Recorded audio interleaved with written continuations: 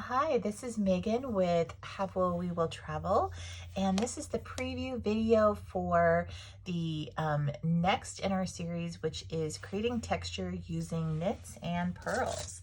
So today what we're going to be touching on is a preview of the class, is the technique of kind of creating texture by using alternating knits and purls so that you can see the variation on the right side of the fabric and the wrong side, so you can see these ripples that happen. Otherwise, this is basically stockinette stitch. So there's a lot of ways to do texture. There's ribbing, you know, like on the cuffs. There are, you know, full-on patterns that you can do, something a little bit more abstract. And then you have like this. This was lines that I wanted to create across the whole square. So what we're going to cover in the class is a little bit more about how that's done, and what we have is written instructions that we're going to be following, and then on the back we're going to start looking at charts more carefully, kind of discussing what they look like, how to use them. You probably, for the class, you'll want maybe some sticky notes to help block off certain parts of the pattern if we want to go into the charts. I might also recommend some colored pens or highlighters, maybe 2 colors, so that we can start kind of picking out what you do when. So it's not just a kind of an empty chart with a sea of dots. It's going to have more meaning to you, so that this will end up kind of looking like this, both in your planning to make the knits and purls, and also just, you know, visualizing like, okay, all right, I see how this works. This is what I'm going to get when I finish with it. Also, I have added in the pattern a blank chart for creating your own design, so we can talk about how that might work just a little bit, and you can kind of decide, well, what do I have all these rows, what am I going to do with them, and what kind of pattern do I want? Knowing that on the right side row you have to do certain kind of knit stitches and then purls to make them stand out, and on the other side, the wrong side, you're going to be doing purls, and then where you want the texture to come out, or going to be knits on that row. So just plotting that out, we can talk about that in case you want to make your own design. I've seen some really pretty chevrons, things like that lately. So there's lots of patterns that use this, in addition to doing like a traditional ribbing, which, you know, kind of is shown here on the front, with maybe knit one, purl one, knit one, purl one, to create like a little nice elastic edging. All right, so what I've done to get ready for showing this is I've cast on 16 stitches. This is pretty much what we've been doing for the swatches up until now. And we're gonna follow the written instructions for this preview. So let me make sure I'm on the right page here. Row 1, this is our right side row. We are going to be doing purl 1, knit 4, and purl 1. There is that way, basically, we're going to start right off the bat by making a stitch that is going to stand out with our pattern here. So I'm going to put that off to the side, and I've got my 16 stitches on the needle, and I'm going to be using the circular needles. This is what I always like to use. It just is, but you can definitely use straight needles for this as well, because it's a flat pattern that we're doing, not knitting it around. So the first thing I'm going to do is I'm going to purl, and so make sure my yarn's in the front, insert my needle, and go ahead and purl that first stitch. And then my pattern is to knit 4, so I'm going to bring my yarn between the 2 needles, and then I'm going to go into knitting. So I'm going to knit 1, 2, 3, and 4. I cast on just a little tight, so working against my stitches here. All right, and then what I've got here in the pattern, if you haven't used these before, there's parentheses around these, which means that there's a repeat. So the purl one is a standalone, and then the knit 4 is the first part inside of my parentheses, and then a purl 1. So I've done knit 4, purl 1, and I've completed the first set of the pattern, basically the repeating pattern. So now I'm going to continue forward with that until I hit the end. So the last stitch should end up being a purl if all works out well. All right, so we're gonna do knit 4.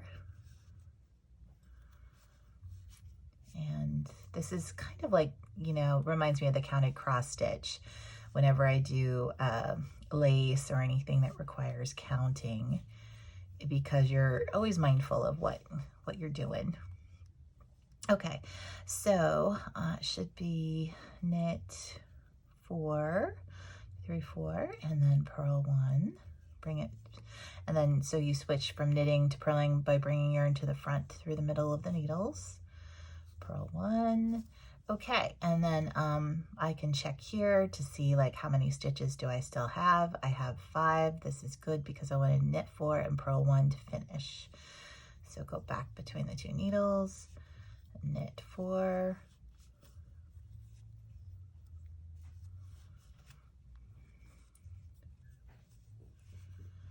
and we're gonna purl this last one. Okay, so you can't see too much of a pattern forming yet, but if you kind of tug this down, I can see that my knit stitches are flatter in the front, and then where I have the purls, there's a little crossbar making kind of a bump, and that is starting to form the pattern that we'll eventually see how it goes up in lines as we progress. So on this preview, I'm really only going to do the first 2 lines, and then we can get into additional questions when we're in the class. It's basically, this pattern is going to, the first 10 rows of it is the main pattern, and then it will say at the bottom, when you finish the 10 rows, repeat rows 1 through 10 again. So the way that the fabric works is I work my lines and they start falling off of the swatch, so that when I get to a certain point, I had to repeat in order to make the pattern continue and look seamless. So in our class, you know, you can get the full impact of what the pattern looks like in the 10 rows. And then to do the full 5-inch square, you would just repeat rows through 1 through 10 again, and then you would have a whole swatch. All right, so we have completed cast on and row 1. This is the right side. I'm going to turn this over to the wrong side. So the wrong side, in order to make the pattern stand out, we are going to purl on the wrong side, with the exception of the stitches we want to stand out, which will be knits on the wrong side of the garment. So our pattern's very similar. It's a purl 4, knit 1.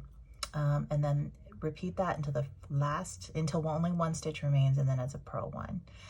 So let's start that off. We're going to purl 4, 1, 2, 3, and 4, and knit 1. All right. Purl 4, 2, 3, and 4, and then I'm going to knit 1, go back through between the 2 needles, and then knit my 1, and bring the yarn between them back to the front, purl 4,